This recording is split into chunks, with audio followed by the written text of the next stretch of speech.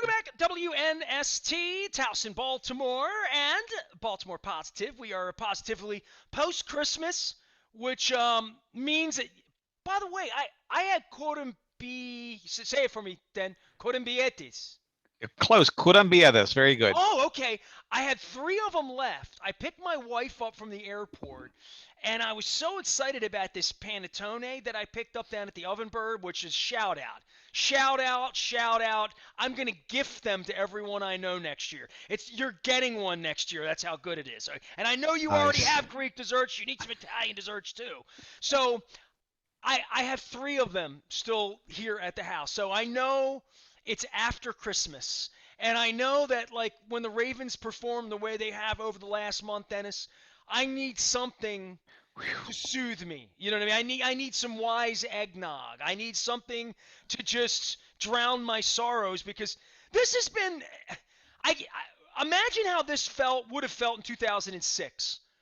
From a vested standpoint of where we were in our lives and how much it hurt when we lost to the Colts, to have lost 4 games in a row like this. I mean, it's just it's almost unthinkable that when the 25 years of Ravens football, what happened to this season and the promise that this season once held. Hey, you know what? We're an entitled, spoiled fan base, and things tend to run in cycles. We've been up for a very long time, but when you lose your eighth cornerback of the season, defensive back, and you've got guys, street free agents on the back end, and the Bengals are just having a field day, having target practice. Look, it is what it is, and they're competing, they're fighting hard, but they're just overmatched. And when Marlon Humphrey got injured, you had to figure, and you had a question: was that the injury that really put this team under to the point where they couldn't really field the competitive defense? And that's what's happened.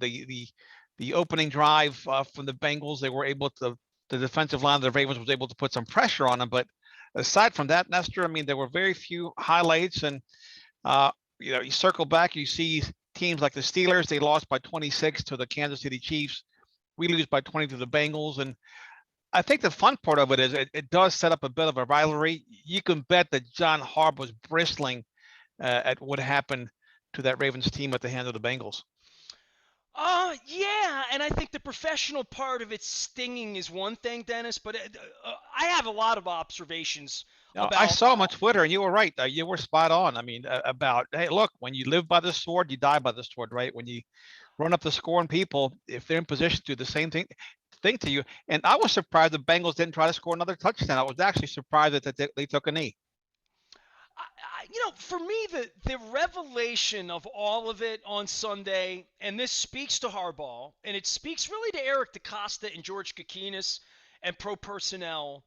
And I know it's not easy running around with Kevon Seymour and Worley, and I see these guys running around with their. And I'm like, I'm googling these guys, literally sitting Yeah. on my literally who are these people? Because they're all human. I remember when Eugene Daniel came in here in 1996. I remember having Willie Gaston on the show out at Piv's Pub on York Road.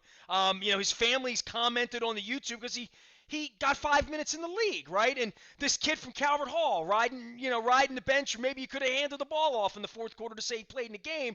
Although John doesn't like to give participation trophies, right? Yep. But Josh Johnson. Look, man, I sat in the upper deck when my wife was fighting for her life 6 years ago, and I took Thomas Dolby, the famous musician who's lived here in Baltimore for years, does a lot for charity, and I had a ticket. He'd never been to a NFL game. He wanted to go. I took him to a Steelers-Ravens game. That was the Ryan Mallett game. Remember that whole, it was Great Christmas game. time, right? Yeah. We had no chance to win. There was no way we could possibly win. But Ryan Mallett, was on the team and was around and played preseason and took snaps and ran second team and did all that. What Josh Johnson did on Sunday, I just stand in awe because I've been around this for 30 years, right? Up in it to see what backup quarterbacks deal with when they come into a game, when things fall apart. The fact that that dude arrives in and can run a practice and a half and go out on the field after being in 13 different organizations, which that's like a slap at him that he's been. I mean, it's unbelievable to get picked up by one organization to be their backup quarterback once, but when it keeps happening over and over again, it says that you can come in and throw 3 touchdowns for the Jets in October and then walk in and go play well enough, Dennis. He played well enough Oh, to give them a chance to win if they didn't have the defensive back issues. They played well enough on offense with him to win. That's unbelievable. Really unbelievable testament to him, the team, pulling it together. Mark Andrews, and I don't want to say that in a defeat where they lost by 3. I'm not looking, but it really was amazing watching him perform because it was way, way better than I ever thought it could have been. well, I think what you're saying, Nestor, is that the offense performed well enough under his direction to pull out a victory. Unfortunately, he couldn't play defensive back, or maybe he could, but they lost it on the back end. They just couldn't cover those 3 mercurial Bengals receivers, and for the second time in a row, I mean, Joe Burrow, I believe I saw a stat that was the 4th highest passing total in NFL history, 525 yards through the air, and it was just it was like watching a train wreck. But you know what? You need to watch those once in a while because it does make you appreciate the times where the team is healthy, and the Bengals were they're extremely healthy, COVID free, and I tell you what, it was really no surprise to no one what happened as the game unveiled. Dennis Koulatsos is here. He will be here and there on Thursday from 3 until 5, and again on Sunday before the next round of this, which will be the Rams. And listen, expectations are low, right? I mean, I was over at El Guapo. My wife got trapped up in New Hampshire for Christmas, came home a day later because of the ice storm. We went over to El Guapo. We went specifically to watch football, like Sunday night pregame, that sort of thing. And I saw the guy from MSNBC pointing at the Ravens 30%. I tweeted out the picture. Steve, what's it? The guy from Buffalo, Kornecki, who Moeller Mhm. always wants to get on the show, talk politics with him, and football, Buffalo apparently. But percentages and how we're doing. I'm thinking to myself, what chance do we have of winning these 2 games? And then I'm thinking, well, Lamar might play, but Lamar might not play. And that becomes like the village intrigue here all week, right? That could we win 2 games? Could we get help? Could we be headed to Buffalo 2 weeks from now for a playoff game after feeling like, and it certainly felt that way in the third and fourth quarter, it felt like the Ravens season was slipping away.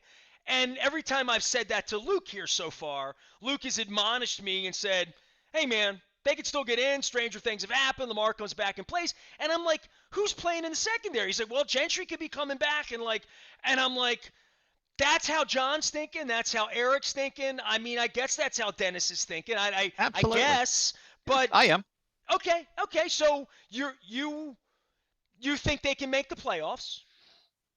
Got to beat the Rams, right? You got to take care of business against your next opponent, and that would set up really a fantastic season-ending matchup with the Steelers. So yeah, I'm rooting for the team to win. I think they can win, whether it's Snoop Huntley or Lamar Jackson under center. It certainly gives them a chance. And you got to figure they're going to get some of these players back that are injured and have COVID under the COVID protocol. They should be able to feel a better team theoretically against the Rams. It's an amazing time where when you wake up on Sunday morning, Josh Johnson starting at quarterback, right? And you're like, who else is out? And then I'm waiting for the next text from WNST brought to you by Coons Baltimore Ford Security Boulevard. And I'm like, I don't know, maybe they don't want another one of these texts. And this is going on everywhere. I mean, and I said Yeah. to Luke, at some point, Josh Allen, Patrick Mahomes, Tom Brady, the playoffs 2 weeks from now, 3 weeks from now. I it's ravaged what we've done here this year. And obviously last year it didn't help going up to Pittsburgh and playing Wednesday afternoon football without half of our team. Last weekend they moved Browns games to the point where I was at El Guapo on a Tuesday night at 5 o'clock watching them play, right? I don't know about moving games and moving things around, but certainly it's already an interesting game. It's an interesting league, even when Washington football team guys are punching each other at 9 o'clock at night. But the intrigue of gambling part of it, that's now a huge part of this, right? And on the level, go to the casinos, bet away. but trying to figure out who's actually going to be on the field. Um, Over the next couple of weeks, I would think as COVID really and the Omicron thing starts to take hold here, I have friends at home in the basement quarantined from their wives right now. That's going on in my life. I would Mhm. think the next couple of weeks, it's going to affect the league. It just is. I mean, not just that it's the Ravens this week, but it's 32 teams and it's hockey teams. Hockey got shut down last week. We're going into a weird spot here, in sort of a tender spot that these are the big games. These are the important games. And this is a flip of the coin to some degree with this virus. It really is, and as a huge fan of the NFL and the Baltimore Ravens, I'm going to go to the stadium and try to take in the game against the Rams. I want to see Matthew Stafford. I want to see Aaron Donald and Von Miller. I want to see these stars. I'd hate to go to the stadium and I can't even tell you who the backup is to Matt Stafford, but I want to see the stars. This is who we're paying our money, our hard-earned money to see, and for me, that's the intrigue. And I want to see if the curtain comes down on the Ravens this season this Sunday, or if they're able to keep it up for at least one more week. Dennis Koulatsos here. He will be there on Thursday. And what are we going to do when this is done? Like I said to Luke, I'm sitting on tickets this week for the Rams and the Steelers. We've sold off all the tickets. It's a long story about me and my wife and sitting together and being a media member and wearing masks. And they're making the media now, Dennis. If you don't think this is a sham, they're making the media wear masks outside to watch practice from Okay, a field and a half away. So that's like this is where we're going into this. These are the key to your point, the key games of the year, right? I mean, the Rams bring all the star power in, Super Bowl aspirations, Matt Stafford, all of that, and we're wondering who gets the post this week. But there still is a part of this for them, for the Ravens, obviously, that a salvageable thing here would be, and I said this to Luke, if they make the playoffs, they're sort of redeemed. You know what I mean? Like, no one right now expects them to be playing the 7 seed role at 30% or whatever it is, that they're going to win these two games, get help, and be playing in Buffalo 2 weeks from now, or be playing in Cincinnati or wherever it would be. strange things happen all the time, Ness, and this would be fitting for them to be able to back into the playoffs, if you will. But again, they have to take care of business, and we around here we'll never say never. You can bet at the castle. Their mindset is they're on to the Rams already. I guarantee you. They were mad after the game against the Bengals, but right now they're focused on the Rams and looking for ways to take them down. And you're right, if they're playing for guys like Calais Campbell and Justin Houston to try to get them into the playoffs, and once they get in, look, that would be a victory. I don't care about the Ravens sliding back on the draft. I think that's a good thing. It's bad culture if you just give up on a season. I know a lot of fans want to hire top 15 draft pick, but I'm not one of them. I want them to compete to the end. And look, hopefully they can get by the Rams and they play a meaningful game against the Pittsburgh Steelers. Thing I talked about immediately in the aftermath with Luke, and you can go check that out at Baltimore Positive as well, um, is the off season and the relative uncertainty about so much of it. And Mark Andrews notwithstanding, but Ronnie Stanley in left tackle. You know Villanueva's not the answer. Right side, still question mark. McCary, maybe. Marcus Peters and the investment in him. Then there is the point of all the senior citizens, from Calais Campbell to Brandon Williams, who's certainly now one of those guys as well, Josh Bynes, on and on and on as to what you have. What you do have is you've seen a lot of Brandon Stevens, you've seen a lot of Gentry, you've seen some of these other players play because they've had to play. I think the one thing we're not talking about so much this time last year is wide receiver, wide receiver, wide receiver. We feel like we found some of those now, but this is going to be, I don't want to say a tumultuous offseason, but fraught with a lot of decisions. Not that they're not all made, but last off season was amazing. It was orchestrated, the draft, the players they picked up, where they felt like they were on Lamar's timeline and his salary cap number, and that Stanley would make it back, and then it just all went to hell. Like literally, right? The week before the season starts, everything bad started happening with the running back position, and it's going to leave them with a mess here when the season's over. Not just a mess that doesn't end with a parade, because I can be predictive of a lot of things. I don't think they're going to win the Super Bowl at this point. Um, but either way, they're going to wake up on February 1st and have to put a football team together for next year. And there's a lot more questions than there have been in other years because of the money and the injuries and where these injuries are. Right. So you mentioned a key point there with the injuries, Nestor. I'm sure that they've been looking at it all along, but they have to look at their practice fields. They have to look at their training methods. What can they do to get these players better prepared so that way they're not tearing ACLs and whatnot during the preseason and early on in the season? How can they keep this team healthy? And again, in sharp contrast, the Bengals have been able to stay hyper healthy, one of the healthiest teams in the NFL. The Ravens haven't had such fortune, but is it how they're lifting weights, how they're, what they're doing, how they're doing, but they have to examine everything, turn over every rock because I've never seen a team decimated by injuries as much as this team has this year. And then you see the Chiefs, right? You watch them just beat the Steelers around. We're going to have a chance with the Steelers, next week. And for the Chiefs, will have another chance this week. We'll watch them play. They look like a championship pedigree team right now in a way that New England doesn't right now because of the quarterback situation, in a way that the Chargers wake up on whatever side of the bed they wake up on. The Bengals are trying to figure this out. And I spent time last week with Paul Daner, who covers the team for The Athletic, and Dan Horde, who's their play-by-play announcer, just talking about the emergence of the Bengals and where that confidence level comes for where the Bills were last year feeling themselves and now where the Chiefs are, where we were talking 3-4 weeks ago, oh, everybody's 8-7, the Ravens were 8-3, but didn't look like an 8-3 team, and they were the 1 seed, but it felt a little thin, and it was, and the Patriots, how good could they be and all that. All of a sudden, a couple of these teams in the AFC have emerged. Obviously, Brady's going to be a mess in the NFC, as is Aaron Rodgers. The Cowboys have come on. So as we sort of turn New Year's and get the champagne out of Coons Ford, right, we would look and say, there are a couple pretty good teams here that we maybe didn't see in October, and we maybe back when we thought we were one of them, but these teams are establishing themselves, as are the sort of tired Ben Roethlisberger Steelers and wherever the Raiders are at this point and wherever the Ravens are and the Browns and these other teams that aren't going to make it up the hill that have to figure it out in the offseason, there's a couple of teams that look to me to be playing some inspired football right now. Chiefs are doing it without Kelsey.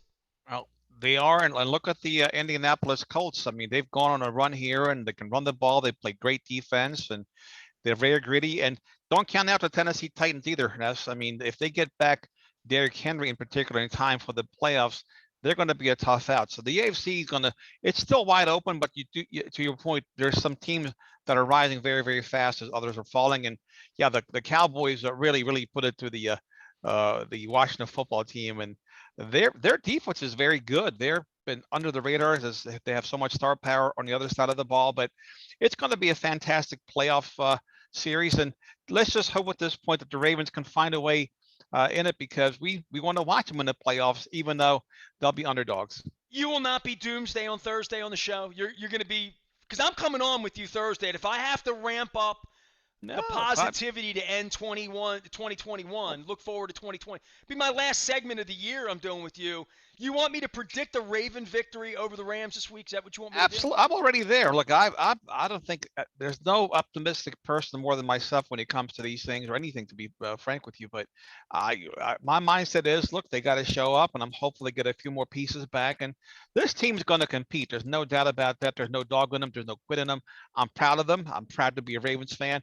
Look, you're not going to be in the playoffs every year. You're not going to win a Super Bowl every year. We know how rare those things are, but they do show up. They compete. Sometimes you get hot late, sometimes early. They got hot early. They got some breaks early. Gave us some fantastic, memorable football, right? Let's not forget about that. But so I don't have a recency bias with this team, but they're going to put a good product on the field, and I'm confident they're going to show up against the Rams. Well, and that's what I said to Josh Johnson. I mean, I began this segment, and I began all my thoughts about the game, which was, oh my God, they grabbed the quarterback off the street who gave them a chance to win. And I don't know you could say that about the secondary, right? I mean, you get to the point where you're getting guys off the street and going out there and guarding top notch. I mean, a top notch offense with that Bengals team right now. I mean, it's a team that's threatening all of a sudden, right? Oh, And you talk about betting on this. Could have had the Bengals at any odds you wanted back in May, right. right? Like literally nobody loved the Bengals, right? Right. There's no doubt about that. And just let's keep in mind the last time these two squads met with they had a healthier secondary. You had guys back there like Anthony Averett and Marlon Humphrey. They didn't have those. Averett went out early with an injury, and they also lost Tavon Young. So Burrows lit them up the last time with better players on the back end. Street free agents going up against these receivers and Burrow in that offense. They had no chance in that. They really didn't. Anything you want to say about the Steelers? Or are you gonna hold that for next week? Because Yeah, I mean, like you know what? Look, they're having a tough season as well, but I always go back to organizations, and the Ravens and the Steelers are class organizations, two of the best in all of sports. And in sharp contrast, they're having trouble over there in Cleveland now with Baker Mayfield and the coaching staff and whatnot. And it's the same thing with the Bengals. They all the accumulation of talent, all these number one draft picks because they finished in the basement so many years, it does rise up at some point. But I have confidence that Mike Brown, as the owner, will find ways to screw up the organization as he's always had. I mean, it's true. Think about it. They'll flash just like the Jacksonville Jaguars, right? All these, like the Jets, all these horrible organizations will flash once in a while because they're able to collect, top five draft picks for 4 or 5 years in a row. Those players pay dividends at some point, but they can't keep it together. well, we'll get on the Steelers next week. I would just say this: while I saw Roethlisberger throwing ducks, and with Mayfield, he's got that harness on his left side. He can't open up and throw the He can't. football. So I He's mean, hurt. like he's hurt. I mean, it's like watching Peter Boulware that one year run around with a sling, and and God bless him. I mean, he's a gamer. He's making commercials. He wants to win. He wants to bring a championship to Cleveland. The whole deal. But Roethlisberger next week, and this is one thing to think about if you're like me and you're actually sitting on Ravens tickets on your app. I actually have two. They'll be the final two actually in my go. Um, that you might want to go sit in them because Ben Roethlisberger, this is going to be the last game of his career, like right, and it's going to be in Baltimore, and I would just think he's going to want to play better than he played Sunday. and, Yeah, and I would expect that absolutely. he will. I mean, I would expect we're gonna have a a nutbuster here. Steelers Ravens to end the season.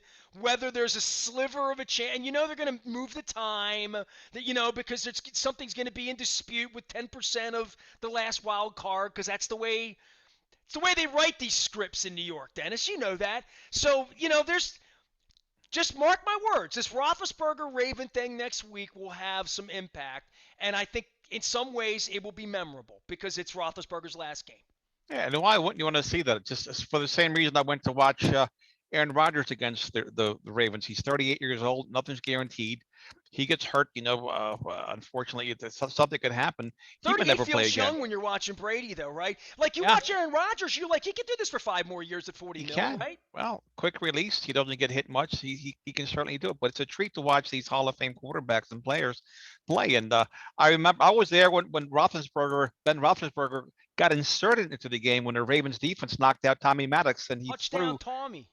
Yeah, and you could just tell right away he was going to be the real thing. He threw a couple of picks, but he was never rattled, very poised.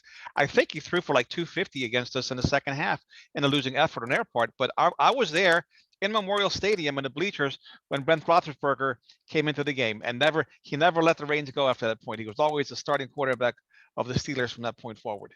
Cordell Stewart era, man. We're going back in the day and all that. Yeah, Roethlisberger sat down and did the show with me when he came out in the draft. The Jacksonville, just 2005, he came out, right? Yeah. 4 or 5, 5. It was the Jacksonville Super Bowl, and he sat down on my set with Lee Steinberg, and he was just this big, sort of doughish cat from Miami of Ohio, had a funny name, and had some vowel issues like that would screw you up on Wheel of Fortune if you were trying to guess. And I have pictures of me sitting with him before he was a Steeler, and like I think I even joke with him like, yeah, maybe just don't be a Steeler or whatever. Like, and Ah, I have to go back and get the tape of that because I'll find that one. But Hey, it's a best of week around here. I wish the purple floodlights were out and we were 11 and whatever the number 4 would be, whatever you would be at this point, whatever the Cowboys and all these. Hey, how about the guys punching each other on the? I don't know what they Uh, don't have a nickname. The Washington. Football team, yeah, Yeah. WFTs. That's enough. But yeah, look, it's frustrate. It's frustration. They were down, I think, 49 to whatever, the 10 or 6 at that point, and when you're getting your head beat in, they get frustrated on that sideline and on the field. They start arguing. I mean, it's a Fighting with bad each feeling. other though is a bad It's a go. bad feeling. I mean, but again, it's look, guys are frustrated. They're going nowhere, and they're getting their heads caved in.